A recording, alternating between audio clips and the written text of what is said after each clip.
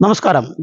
ഞാനിപ്പോൾ നിൽക്കുന്നത് ആലുവ ജനസേവ ശിശുഭവന്റെ മുമ്പിലാണ്. ഒരു കാലത്ത് ഏകദേശം 350ഓളം തെരുവുമക്കൾ വളർന്ന ഒരു തറവാടാണിത്. ഇന്ന് ഈ ജനസേവ ശിശുഭവന്റെ അവസ്ഥ കണ്ടാൽ ഏവരെയും ദുഃഖിപ്പിക്കുന്ന ഒരു സംഭവമാണ്.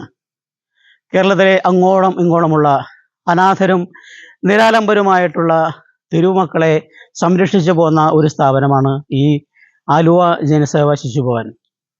ഭിക്ഷാടന മാഫിയയിൽ നിന്നും അതുപോലെ തന്നെ അച്ഛനും അമ്മയും നഷ്ടപ്പെട്ട മക്കളെയും നിരാലംബരും നിരാശരുമായ ഒട്ടനവധി കുരുന്നുകൾക്ക് പുതുജീവൻ നൽകിയ ഒരു മഹാപ്രസ്ഥാനമാണ് ആലുവ ജനസേവ ശിശുഭവൻ.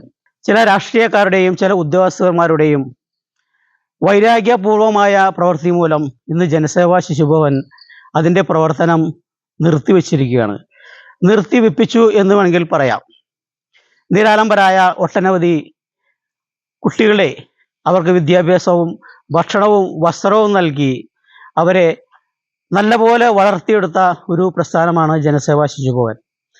ജനസേവ ശിശുഭവന്റെ സ്ഥാപകനായ ശ്രീ ജോസ് മാവേലിയാണ് ഈ പ്രസ്ഥാനം അതിമനോഹരമായി നടത്തിക്കൊണ്ടുപോയത്. നിരാലംബരും അനാഥരുമായ നിരവധി പെൺകുട്ടികൾക്ക് പുതിയ ജീവിതം നൽകിക്കൊണ്ട് ജനസേവ ശിശുഭവൻ പുതിയ മാനം കൈവരിച്ചിരുന്നു. അവരുടെ വിദ്യാഭ്യാസം, അവരുടെ തൊഴിൽപരമായ സംരക്ഷണം ഉറപ്പുവരുത്തിക്കൊണ്ട് അവരുടെ വിവാഹപരമായ കാര്യങ്ങൾ നടത്തിക്കൊടുത്തുകൊണ്ട് ഒരുപാട് പെൺകുട്ടികളെ വിവാഹം കഴിപ്പിച്ച് അയക്കുകയും അവർക്ക് ഒരു കുടുംബം ഉണ്ടാക്കി കൊടുക്കുകയും ചെയ്ത ഒരു മഹാപ്രസ്ഥാനമാണ് ആലുവ ജനസേവ ശിശുഭവൻ. കേരളത്തിലെ തെരുവോരങ്ങളിൽ വലിച്ചെറിയപ്പെട്ട പിച്ചു ചീന്തപ്പെട്ട കുഞ്ഞു ബാല്യങ്ങളെ സംരക്ഷിച്ചുകൊണ്ട് ഈ ജനസേവ ശിശുഭവനിൽ അവർക്ക് വേണ്ട സംരക്ഷണവും ഭക്ഷണവും വസ്ത്രവും വിദ്യാഭ്യാസവും നൽകി അവരെ സമൂഹത്തിൻ്റെ ഉന്നത ശ്രേണിയിലേക്ക് ഉയർത്തിക്കൊണ്ട് തൊഴിൽപരമായ പല മേഖലയിലും, ബാങ്കിങ് മേഖലയിലും മറ്റ് തൊഴിൽ മേഖലയിലുമെല്ലാം അവരെ ഉയർത്തിക്കൊണ്ട് ജനസേവ ശിശുഭവന്റെ പ്രവർത്തനങ്ങൾ വലിയ രീതിയിൽ തന്നെ സമൂഹത്തിന് മാതൃകയായിട്ടുണ്ട്. എൻ്റെ പേര് ക്ലാരമ്മ. ഞാൻ 24 വർഷമായിട്ട് ജനസേവയിൽ സ്റ്റാഫായിട്ട് വർക്ക് ചെയ്യുന്നു. ഞങ്ങൾക്ക് ഏകദേശം 2000ഓളം കുട്ടികളെ തെരുവിൽ നിന്ന് രക്ഷപ്പെടുത്തി സംരക്ഷിക്കാൻ, മുഖ്യധാരയിലെത്തിക്കാൻ സാധിച്ചിട്ടുണ്ട്. കഴിഞ്ഞ ചൈൽഡ് വെൽഫെയർ കമ്മിറ്റി ഇടപെട്ട് ഞങ്ങളുടെ സ്ഥാപനം ഏറ്റെടുക്കുകയും ഇപ്പോൾ കുട്ടികളൊന്നുമില്ല, കുട്ടികളെല്ലാം മറ്റ് സ്ഥാപനങ്ങളിലേക്ക് മാറ്റേണ്ടി വന്നു. ചൈൽഡ് വെൽഫെയർ കമ്മിറ്റിക്ക് ജോസാറുമായിട്ട് പേഴ്സണലായിട്ട് ഒത്തിരി വൈരാഗ്യം ഉണ്ടായിരുന്നു. ഒരു പെൺകുട്ടിയെ അതിൻ്റെ അമ്മ കൊണ്ടുപോയിട്ട് രണ്ടാഴ്ചം പീഡിപ്പിച്ച് അതിൻ്റെ പേരിൽ സാറ് കമ്മിറ്റിക്കെതിരെ കേസ് കൊടുക്കുകയൊക്കെ ചെയ്തിരുന്നു. അതിൻ്റെ പേരിലാണ് സാറിനോട് കൂടുതൽ വൈരാഗ്യം വന്നത്.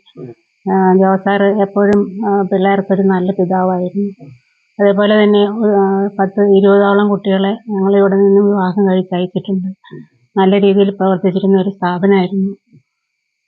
ഇപ്പോൾ അത് 2020 ഗവൺമെൻറ് ഏറ്റെടുക്കുകയാണെന്ന് പറഞ്ഞ് ഒരു കൂട്ടം ഗവൺമെൻറ് ഉദ്യോഗസ്ഥർ വന്ന് അന്ന് മുതൽ ജനസേവയുടെ പ്രവർത്തനം നിലച്ചുപോയി. പിന്നീട് ആരെയും രക്ഷപ്പെടുത്താനൊന്നും സാധിച്ചിട്ടില്ല. ഇപ്പോൾ ബിൽഡിങ്ങൊക്കെ വെറുതെ കിടക്കുകയാണ്. സാമൂഹ്യക്ഷേമ വകുപ്പ് ഏറ്റെടുത്തിട്ട് ശേഷം അവർ ഏറ്റെടുത്തു. അപ്പോൾ കളക്ടറാണ് പിള്ളേർക്ക് ചെലവിനൊക്കെ കൊടുക്കണമെന്നൊക്കെ പറഞ്ഞിരുന്നു. പക്ഷെ 10 പൈസ പോലും അവർ തന്നിട്ടുമില്ല. പിന്നെ ഗവൺമെൻറ് ഏറ്റെടുത്തു എന്ന് പറഞ്ഞ് ഇങ്ങനെ പേപ്പറിലൊക്കെ ഒത്തിരി ന്യൂസൊക്കെ വന്നപ്പോൾ നമ്മളെ സഹായിച്ചുകൊണ്ടിരുന്നവരൊക്കെ സഹായിക്കാതെയായി. അപ്പോൾ സാമ്പത്തികമായിട്ട് ഒത്തിരി ബുദ്ധിമുട്ടൊക്കെ ആയിരുന്നു. മുരുകൻ എന്ന് പറഞ്ഞ കുട്ടി ബാങ്കിങ് മേഖലയിൽ മുരുകൻ എന്ന് പറഞ്ഞ കുട്ടിയെ നമുക്ക് ആലുവ റെയിൽവേ സ്റ്റേഷനിൽ നിന്ന് ഒരു 90% പൊള്ളലേറ്റ് അവസ്ഥയിൽ കിട്ടിയതാണ്.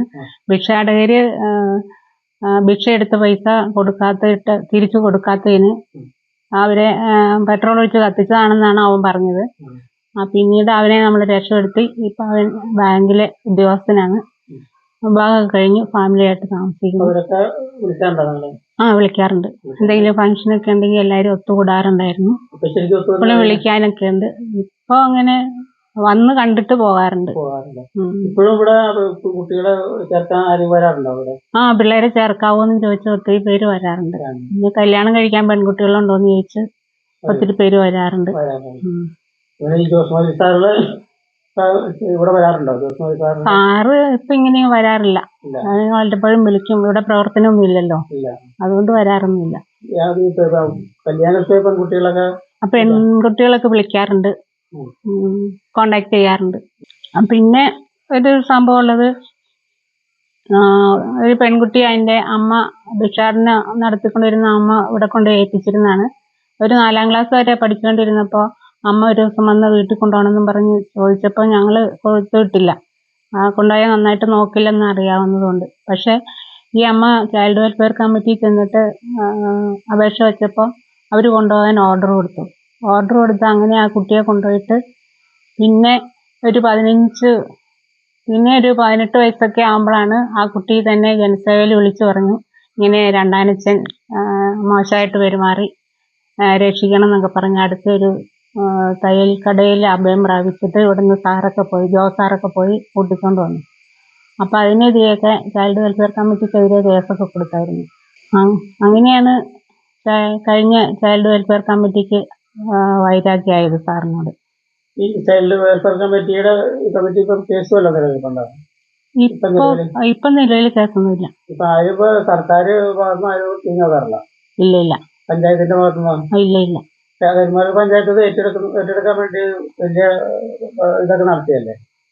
അത് ഏറ്റെടുക്കാൻ വേണ്ടിയല്ല, ഒരു പരിസര മലിനീകരണം എന്നൊക്കെ പറഞ്ഞിട്ട് എന്താ പ്രശ്നം ഉണ്ടാക്കി. ഗവൺമെന്റാണ് ഏറ്റെടുക്കണമെന്ന് പറഞ്ഞു വന്നത്. ജനസേവാ ശിശുഭവന്റെ നേതൃത്വത്തിൽ തെരുവു മക്കളില്ലാത്ത ഇന്ത്യക്കായി പ്രയത്നിക്കുകയാണ്. ഇതിന്റെ ഭാഗമായിട്ട് രാജസ്ഥാൻ